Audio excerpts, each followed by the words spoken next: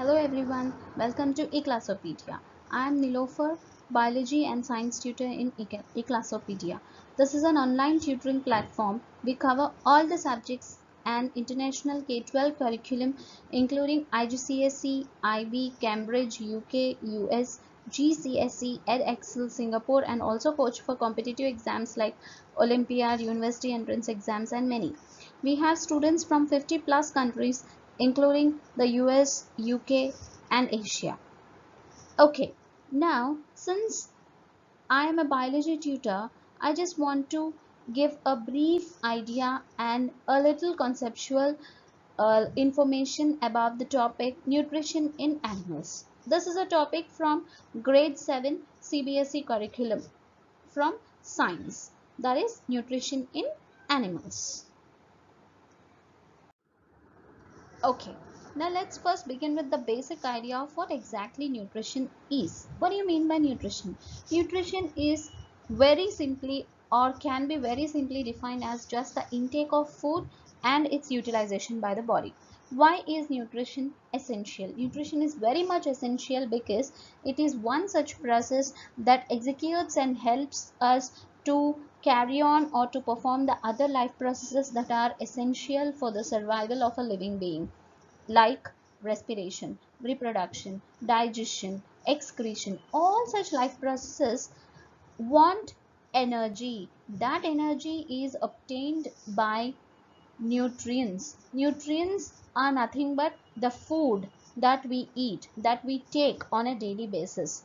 Now here we are talking about the nutrition in living organisms. Living organisms include both plants, animals, animals and the lower level organisms. So here in this topic we will deal specifically with the nutrition in animals. But on a broader note, we will first learn about the modes of nutrition. First, when we are talking about the modes means nothing but the types, the ways in which the living organisms perform or have this nutrition. Let's say for example plants, and then let's see animals. Now what type of nutrition is seen in case of plants? It is autotrophic nutrition. Autotrophic nutrition means preparing the food by themselves. That is the foremost one and only characteristic feature of plants, because plants are the only living entities that can make the food by themselves. Now coming to animals, animals execute heterotrophic nutrition. Heterotrophic nutrition means they depend on other sources for their food or for their nutrients, like they depend on plants or other animals for their food. Exactly like human beings, because we also can't make our own sugars and starches like plants, because plants only have the ability to trap the sunlight and make the food by themselves by the process of photosynthesis, whereas animals or the humans are dependent on either plants or animals for their food directly or indirectly. See what exactly is involved in the nutrition in animals. It can be a herbivore like cow, goat, sheep, or it can be a carnivore like lion, tiger, cheetah, leopard, or it can be an omnivore like a dog, bear, whatever it is. The basic process and the basic steps in the nutrition in animals is what we are going to learn ahead in the upcoming slides. So now let us learn about the basic steps in animal nutrition. So before we move ahead to the steps in animal nutrition, we need to learn some important terms. One among those is holozoic nutrition. What is holozoic nutrition? The form of nutrition in which the food is eaten in solid form, which means that when you take the food as a whole in the form of a solid, that type of a nutrition is known as holozoic nutrition. Most of the living organisms exhibit holozoic nutrition. They might take the food through various ways, various forms, using various body parts, but the mode is similar, it's the same. That is why we regard holozoic nutrition as one most important type of nutrition when discussing about the nutrition in animals. Now here, as you can see here, We have different steps in animal nutrition visualized. First one is ingestion, next one is digestion, third one is absorption, and then fourth one is assimilation, and then comes your egestion. These are simply the names of the steps that are involved in animal nutrition. Now let us go ahead and see in detail about each one of these. So the first one is ingestion. The term itself says ingestion is nothing but the process by which the food is taken inside the body of an organism. Okay, now how does this ingestion happen? It doesn't happen in similar ways in all the organisms, right? So it happens in different ways by using different body parts in different types of animals or in different types of living organisms. Let us look at a few. Now first let's take an example of an amoeba. Amoeba is a very good example of an unicellular organism. Now this amoeba uses its pseudopodium or pseudopodia. Singular is pseudopodium, plural is pseudopodia. To ingest or to take the food into its body. These structures are known as pseudopodium. As you can see here, these lobe-like structures are known as pseudopodium. So in case of amoeba, it is pseudopodia. Next, let's see regarding a spider. Now, the major mode of ingestion for a spider is it uses its web to trap the insects. Why does a spider weave a web? Of course, it's regarded as the house of the spider, but the sticky nature of the web is what helps the spider to trap the insects that come near or to that fall on the web. So that is how the mode of ingestion happens in case of a spider. And then if you look at insects like butterfly, mosquito, okay, and if you carefully observe the body mouth parts, let me be specific, mouth parts of these insects, they have these small tube-like structures,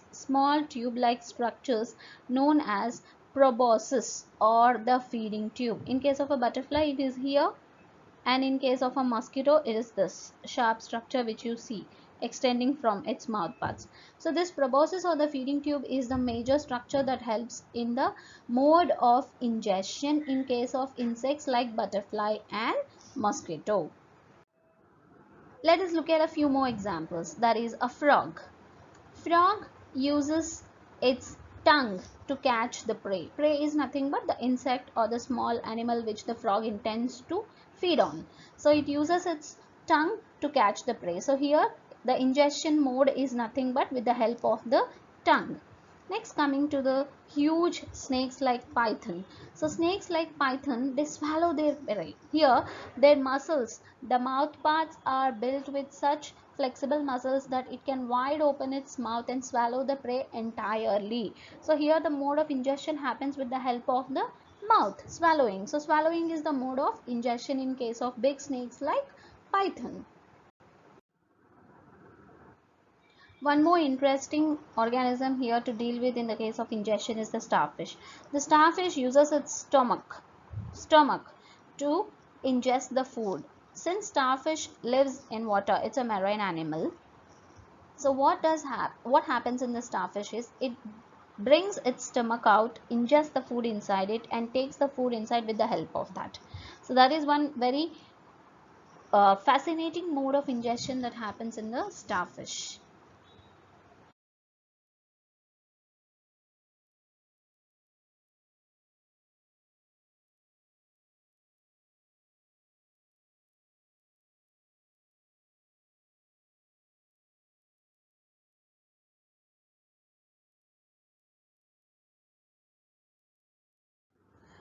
Here is a table that gives an information about the type of food eaten and the mode of feeding. That is a mode of ingestion that happens in some more examples of animals, just for information. So if this table is studied well or if it is observed well, we can understand the wide diversity of the modes of ingestion that happens in different types of animals.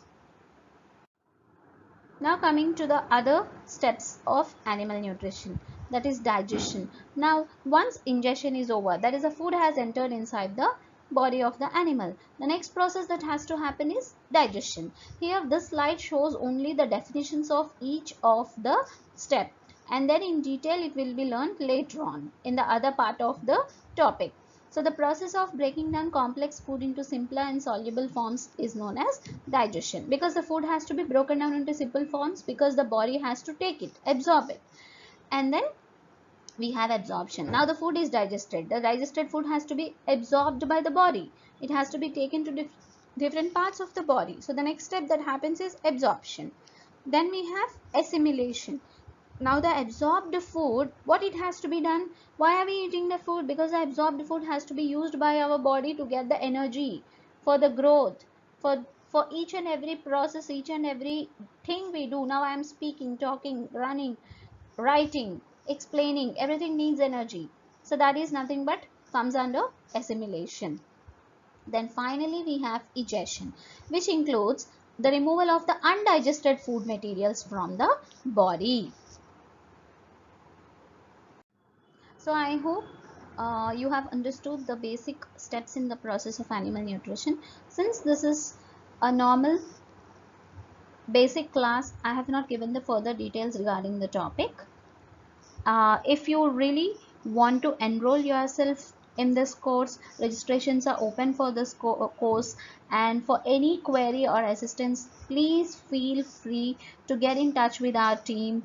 So, and you can also contact us at the numbers 9821373362, and also you can register for this session through our website, that is www.eclassopedia.com as well.